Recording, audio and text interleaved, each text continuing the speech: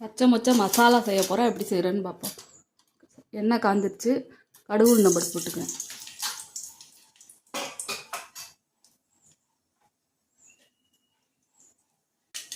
கருவேப்பிலை, வெங்காயம் போட்டுக்குவேன். வதங்கட்டும். வெங்காயம் வதங்கிட்டு பச்சை மொச்சை போட்டுக்குவேன். சிம்மில் 1 நிமிஷம் வச்சு சிம்மில் வதங்கட்டும். மஞ்சள் பொடி 1/2 ஸ்பூன், மிளகாய் பொடி 1/2 ஸ்பூன் போட்டுக்கிறேன். தண்ணி ஊற்றிக்குவோம். உப்பு போட்டுக்குவோம். வேகட்டும். தேங்காய், சோம்பு, பூண்டு 2 பல் அரைச்சிக்குவோம். பச்சை மொச்சை வெந்துட்டு அரைச்ச தேங்காயை ஊற்றிக்குவோம். பச்சை மொச்சை மசாலா ரெடி ஆயிடுச்சு.